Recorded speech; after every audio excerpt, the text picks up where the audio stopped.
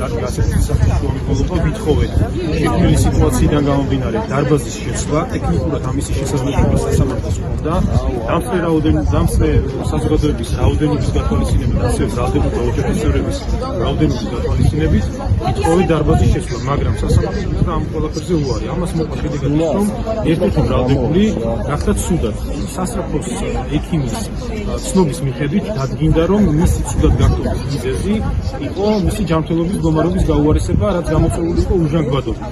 ჩვენმა კოლეგამ ბატონმა კახა კოჟორიძემ დააყენა შუამდგომლობა უკვე ამის შემდეგ და მოითხოვა სასამართლოს რომ გაეთვალისწინებინა ეს გარემოება და შესული იყო ამის შემდეგ დარბაზი რომ არ მოყოლოდა შედეგად კვლავ სხვა დანარჩენი ბრალდებულების ცუდად გახდომა და შესაბამისად ამ ყველაფერს არ გამოეწვია ზედმეტი დროის ხარჯვა და ჯანმრთელობის მდგომარეობის გაუარესება ბრალდებულთა. მაგრამ ამის მიუხედავად სასამართლომ კვლავ იგივე გადაწყვეტილება დატოვა ძალაში და არ შეცვალა სკომის დარბაზი, რასაც ბუნებრივია ბრალდებულთა პროტესტი მოყვა და შესაბამისად ჩვენი სამუშაო პირობების არქონის გამო ერთობლივი გადაწყვეტილება მივიღეთ ბრალდებულებთან შეთანხმებულად და დავტოვეთ სკომის დარბაზი. კიდევ ერთი მნიშვნელოვანი გარემოება არის ის, რომ როდესაც სასწრაფო იყო გამოძახებული, სასწრაფომ დოკუმენტი დატოვა სამედიცინო, სადაც მითითებული იყო პირდაპირ ეს ჩვენი მოგონილი არ არის, რომ პირი განიცდიდა უჟანგბადობას. ეს დოკუმენტი გადაეცა მოსამართლეს. ამის შემდგომ, როგორც მხარემ, საქმეზე დართული დოკუმენტის გადმოცემა ვითხოვე, რომ გავცნობოდი და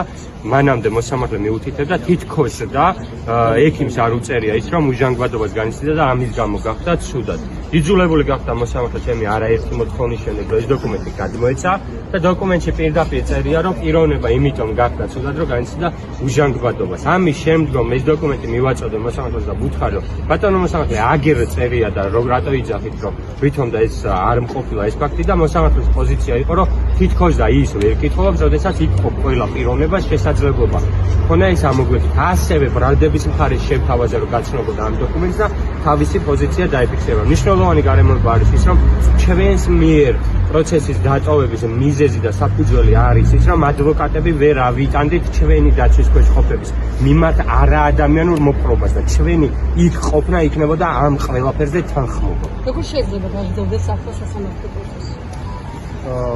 ახლა გამომდინარე იქიდან რომ ერთ-ერთი ბრალდებული არის ლამბიასაკის, ხოლო ერთ-ერთი ბრალდებული არის კანტილიონის არცობილი პირი, აუცილებელია სახელმწიფო სავალდებულო დაცვის პირობა და სახაზინო ადვოკატი მოძებნილი მიიღოს ამ პროცესში მონაწილეობას.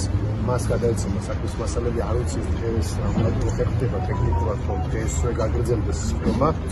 მოცემულობა რჩება მოცემულობა დრო ჩვენ და მადლობა კოლეგებს რომ ეს იყო ერთობლივი გადაწყვეტილება, ეს არის რომელიმე ერთი კონკრეტული ადვოკატის გადაწყვეტილება.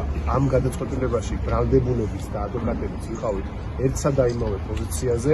მართლაც ჩვენთვისაც და მათთვისაც ეს იყო ვისრები შემლახველი სიტუაცია, როცა მოსამართლეს ეუბნები რომ ჟანგბადობის გამო ვერ კონცენტრირდებით არგუმენტებზე და ვიწევს ჰაერზე ფიქრი და არა არგუმენტებზე, ამას ბრალდებულები როცა ეუბნებიან და მოსამართლე ამას როცა არ ითვალისწინებს და როცა ამობს რომ მე ამ სიტუაციას ვერ შევწი, ეს პირდაპირ თქვა მოსამართლემ რომ მე არ შემიძლია ბადრაკს მივწერეთ იმის მითითება რომ უფრო უკეთესი პირობები შეგიძლიათ. მაშინ როცა კანონით ის არის νομის თავმჯდომარე და მას აქვს ვალდებულებაც და უფლებაც რომ შექმნას საქმის განხილვის სათანადო პირობები. თან შაბათია, ვიცით რომ სასამართლო დარბაზში, სასამართლო შენობაში არის უკეთესი დარბაზი და მაინც არ ცვლის დარბაზს. რანაირად უნდა დაგვჩეს ჩვენ იმისი განცდა, რომ ამ მოსამართლეს, რომელსაც აქვთ ღონისძიების სახით, ყველა მათგანთან მიმართებაში ყველაზე მკაცრი ღონისძიება პატიმრობის სახით გამოყენებული, თავის გადაწყვეტილებას შეცვლის. რა თქმა უნდა, ის არ იყო ამ გადაწყვეტილების შემცვლელი. თუმცა ჩვენ მზად ვიყავით, რომ ამ რეალობას კი ვითვალისწინებთ, მაგრამ მზად ვიყავით, რომ ბოლომდე ჩვენი ფუნქცია გავიხორციელებიათ და ფორმალურადაც კი არ შევიქმნეს იმის საშუალება, რომ მე და ჩემს კოლეგებს ქონოდა ჩვენი პოზიციის სათანადო დაფიქსირების ბრალდებულებს ქონოდა მოსმენის საშუალება. მათ შორის მოსამართლეს უნდოდა რომ ადამიანი რომ სასწრაფო დახმარების გამო იძულებული გახდა დაეტოვებინა სხდომის დარბაზი ბრალდებულზე ვსაუბრობ. მოსამართლე აგრძელებდა მაინც ხდომას და უთხარით რომ გაელოდეთ მაინც ამ ბრალდებულს და მოისმინოს პროკურატურა რატომ ამბობს და რატომ ვის საფუძველზე ასაბუთებს რომ აუცილებელია კვლავ ახმეტი ღონისძიების გაგრძელება. ბრალდებულის შემოსვლასაც კი არ დაელოდა, მაგრამ მე ერთობლივი პოზიცია იყო რომ შესვენება გამოცხადებულიყო, გამოცხადდა შესვენება, ამ შესვენების გამოცხადების შემდეგ კიდევ უფრო დამძიმებული სიტუაცია იყო და შედეგად მიიღეთ ის რომ კვლავ